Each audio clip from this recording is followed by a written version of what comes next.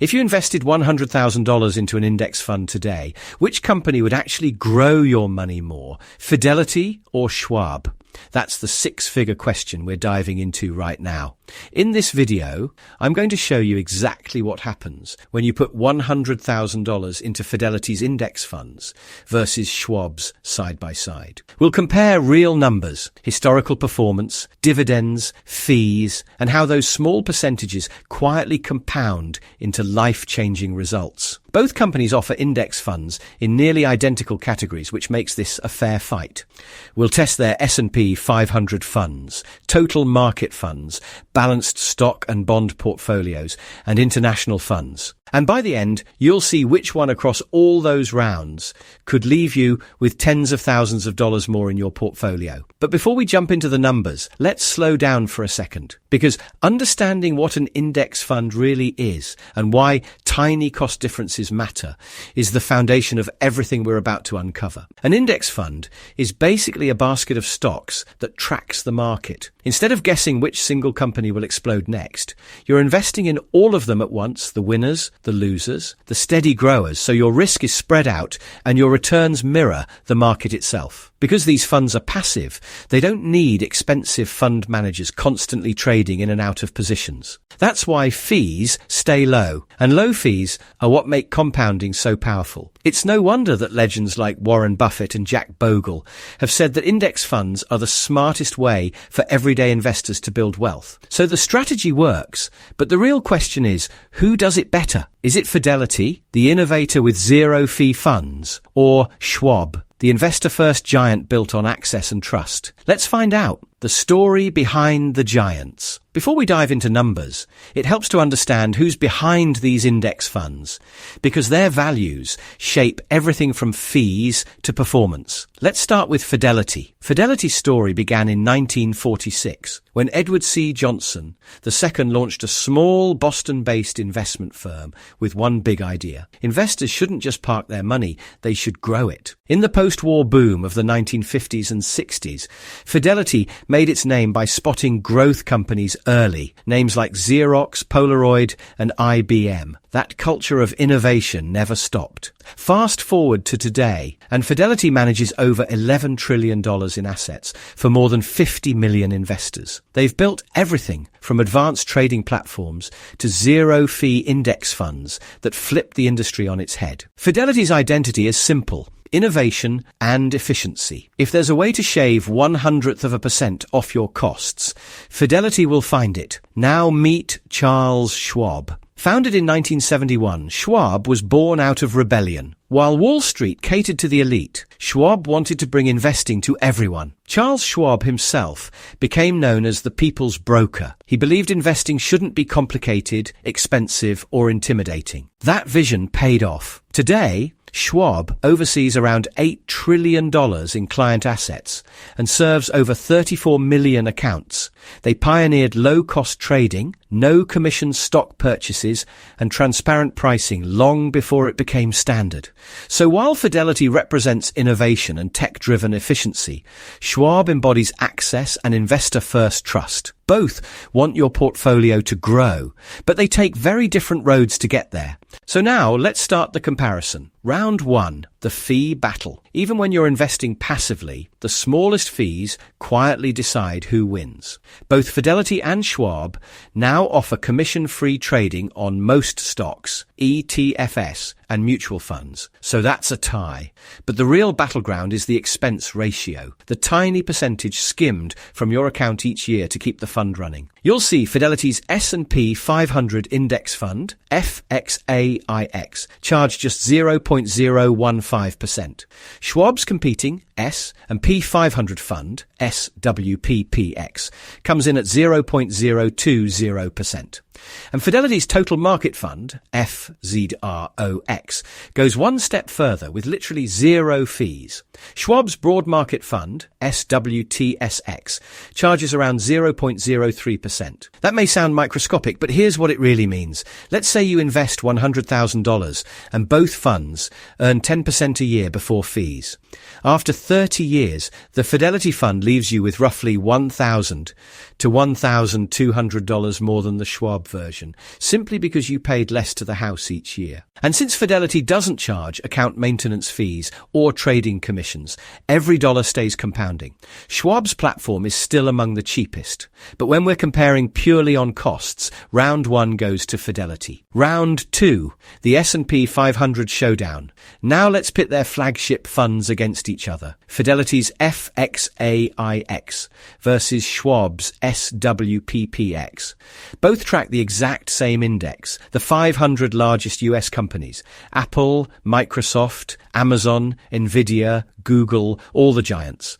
You might think that if both funds own the same stocks, the returns must be identical. Not quite. Differences in fee drag, dividend timing, and tracking precision add up. Over the last decade, Fidelity's FXAIX has delivered about 12.1% per year, while Schwab's SWPPX is just a hair behind at 12.0%. Both have roughly the same dividend yield, around 1.4%. Here's what that looks like over time. If you invested $100,000 30 years ago and earned those returns, your Fidelity fund would now be worth roughly $1.74 million, while Schwab's sits around $1.73 million. A $10,000 gap might not sound dramatic, but remember, these funds own the same companies. That difference comes entirely from efficiency. So, Fidelity takes another win. Scoreboard: Fidelity 2, Schwab 0. Round 3, the total market showdown. If the S&P 500 is the skyline of American business, the total market fund is the entire landscape, from the skyscrapers to the startups. Here we're comparing Fidelity's FSKAX and Schwab's SWTSX. Both hold over 3,000 US companies, giving you full exposure to the economy. Fidelity's FSKAX charges about 0.015%, while Schwab's SWTSX is around 0.03%. Fidelity's cheaper, but Schwab slightly edges out in dividend yield, roughly 1.4 versus 1.3%. Over the past decade, their annualized returns have been virtually identical, about 11 to 11.5%. So what happens to that same $100,000? After 30 years, both end up in the ballpark of $1.73 to $1.74 million, practically a dead heat. Fidelity wins on fees, Schwab wins on yield.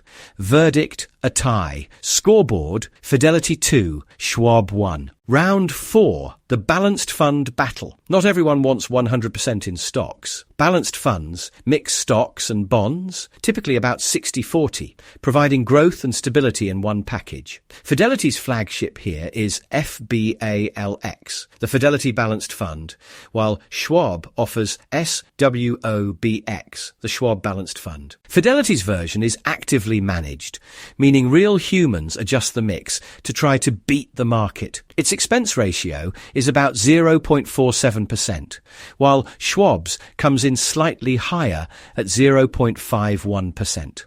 Despite those small differences, Fidelity's fund has a longer track record and has historically delivered slightly stronger returns of around 7.8% annually, compared to Schwab's 7.4% over similar timeframes. If both investors start with $100,000 for 30 years, assuming those same growth rates, Fidelity's balance would grow to roughly $940,000, while Schwab's would reach around $870,000.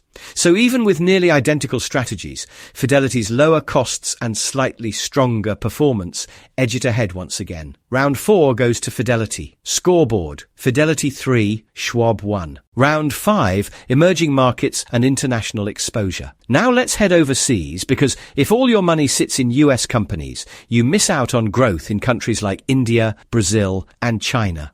Fidelity's FZILX, the Zero International Index Fund, tracks thousands of global companies outside the US, and it does it with a 0% expense ratio. Schwab's best comparison here would be Swiss's, or its ETF counterpart SCHF, both of of which come in at about 0.06% to 0.03% in annual costs.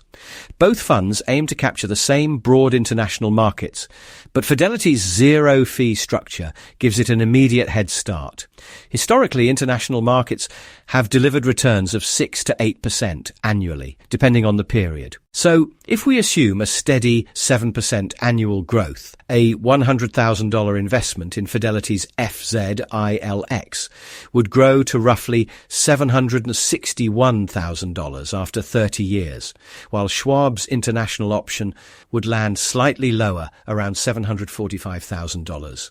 That's about a $16,000 advantage for Fidelity, purely from keeping costs at zero and letting compounding do the work. Round 5 goes to Fidelity. Scoreboard, Fidelity 4, Schwab 1. Round 6, Innovation and Zero-Fee Funds. This last round isn't about past performance. It's about who's shaping the future. Fidelity shook the entire industry when it launched its Zero-Fee Index Funds series. Funds like FZROX that literally charge nothing. 0%. Schwab can't quite match that yet, but it's close. Many of its ETFs, like SCHB or SCHD, now cost just 0.03% annually. Let's visualize that. If you invested $100,000 in each for 30 years at 10% annual returns, Fidelity's zero-fee fund would end up around $1.745 million, while Schwab's ETF would finish near $1.740 million. A $5,000 difference is almost negligible, but symbolically, it shows Fidelity's willingness to keep pushing boundaries. Round 6 goes to Fidelity. Final scoreboard, Fidelity 5, Schwab 1. So who actually wins? When you add it all up, fees, fund performance, innovation and reach, Fidelity takes the overall crown. Its ultra-low costs and zero-fee options could leave you with roughly $30,000 to $50,000 more over 30 years on a $100,000 investment. That's the quiet power of efficiency. Even a 0.01% gap, compounded year after year, becomes real money. But here's the twist. There isn't really a bad choice. Both Fidelity and Schwab have built outstanding low-cost paths to wealth. The winner depends on what you value. Pick Fidelity if you want rock-bottom expenses and the latest index innovations. Pick Schwab if you value seamless service, ETF flexibility, and everything under one roof. But whichever you choose, start now. Because the biggest mistake isn't picking the wrong fund. It's waiting another year to invest.